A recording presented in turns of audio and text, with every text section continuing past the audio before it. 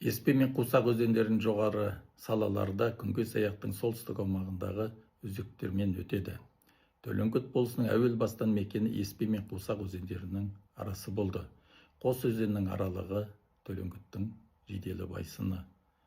Осы ауылдар арасында шекара болмаған. Қыстақтары бөлек болғанмен жайлаулары ортақ, аралас мамыражай өмір сүрген. Алыс жолға шыққан адамдардың жанында өмірзақтан бір адам болса, жолымыз болады деп жорған екен. Жақсының шарапаты тиеді. Бұлардың бәрі де рас.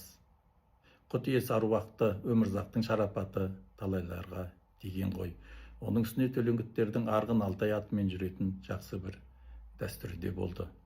Олар өздерінің атақты адамдарын, тағы басқа ел басшыларына қойылатын белгі зираттарды сыртқы көршілес ел үшін меже қылды. Оларды шекаралық алқаптарға, керуен жолдары бойында және даулы жерлерге қоюға ұмтылды. Бір жағынан осында киелі жерлер арқылы ғана ата-баба аруағымен байланысты сақтады. Мысалы, Еспенің Балқашқа жететін төменгі ағысында Әзімбай ақын қыстағының маңындағы Өмірзақ пен Жаназар бабаларымыздың кесенесі. Қияметтік екі достың сүйегін ажыратпай бірге жерленуінің астарында да аруақты құрметтеу арқылы Төлеңгіттің үш арыс атасының ұжымдасып өмір сүруіне бағытталған дәстүрді көреміз. Елдің киесі де, таңбасы да осыдан. Өліге деген құрмет тірілер үшін. Бабаларымыздың кесенесімен мәңгілік тасы бүкіл Төлеңгіт атаулы елдің ең басты тағзым ететін киелі нысаны қағбасы болып табылады. Пайғамбарымыз саллаллаху алейхи уассалам қара тас салауат айтып тұрады деген, өмірзақтың құтына Жаназардың туына жиналған ел деген ғибратты сөзді де насихаттауды, ел бірлігінің сақтаудың қайнар көзі болып табылады. Ата-бабаларымыз топырағы торқа, жандары жанаттан болсын. Алла тағала өліге иман бұйыртып, тіріге берекет бергей. Сары өзені бойындағы өмірзақтың сары, торы, қара тұлдарының зираттары да жапсарлас отырған қаракесек руларымен шекаралық меже ретінде қойылған. Аруақты сары атамыз бақилық болар алдында өзін арнап зират салғызып, мен иншалла осы жерге жатамын, және екі бауырым қара мен торы да осы жерде болады деп айтқан екен. Ол кісінің мақсаты осы аманат арқылы Семей Қарқаралы керуен жолы бойынан ата мекен қалдырып, келер ұрпақтарының қамын ойласа керек. Сарының немересі Қылышұлы отыншы зираты да Айыртас елді мекеніне тақау жерде бұрын жәрмеңке болатын Қаререк жерінен өтетін қара жолдың бойында.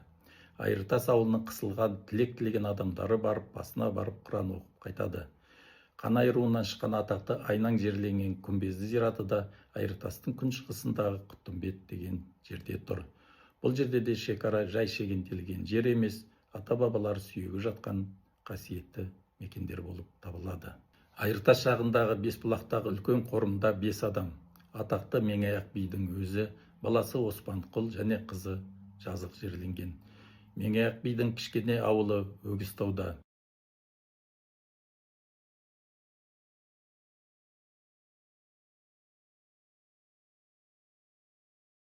Өгізтау 1932 жылға дейін Шұбартау ауданының орталығы болған. Бұрынғы Төлеңгіт немесе Шұбартау болысында орталығы Өгізтау болды. 1926 жылы жүргізілген бүкілодақтық санақта Оспанқұл балалар Жаман қыстағының 7 шаруашылық болып отырған. Жаман қалмақ тілінде яма, яғни тау ешкісі мағынасындағы сөз. Тау ешкілері мекендейтін жер деген ұғымды білдіреді. Сулы, нулы жер болған. Өгізтау, Жауыр, Шұбарайғыр, Ешкөлмес, Бесбұлақ, Еспе өзенінің басынан төменгі ағысы бойына дейін өмірзақтар ауыл-ауыл болып отырды.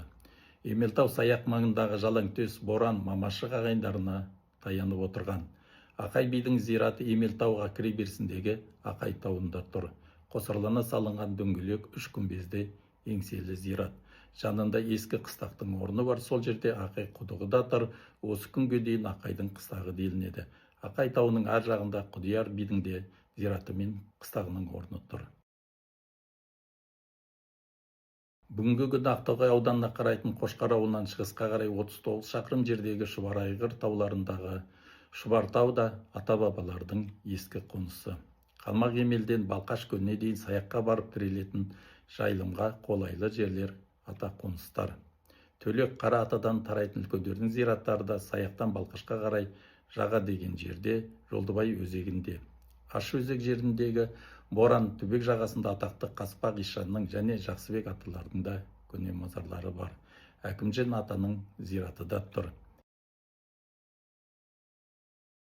Төлеубай үлкен қасиет иесі болған. Көкейұлы Мұхтар 1910 жылы Шұбартау болысының 5-ші ауылындағы Саяқтың батыс жағындағы Тоқтыкөл қыстағында дүниеге келген. 1928 жылы конфискеге ұшырап, бар шаруашылығынан айырылған Көкей отбасымен Лепсіге қарай шығады. Жол жөнекей Саяқтан 20 шақырым ұзағанда жол торған қарақшыларға тап болып, содан бала шағасын қорғаған Көкей қаза тапқан екен. Көкейдің ұлы Мұхтар да көп қуғын көріп, содан Алтай өңіріне қашып барып, шахтада жұмыс жасайды. 1930 жылы туған жеріне қайтып оралады. Емелтаудағы Қос Батыр зиратында Жалаңтөстің аруақты батырлары Тіленшібек Байсақ жерленген. Күнгей Саяқта Дөненбай жазығында Саяқтан Балқашқа қарай жердегі Сарқамыста Мамашы ұрпақтарының көне қорымдары бар. Қызыл Күнгейде Жақсы Бапы тауы және оның шығыс бөлігінде Аман Бапы тауы да бар. Ел жақсы атанған Жақсы Бапы атақты Жылкелдінің баласы. Күнгей Саяқтағы мамашықтар құшылармен аралас отырған.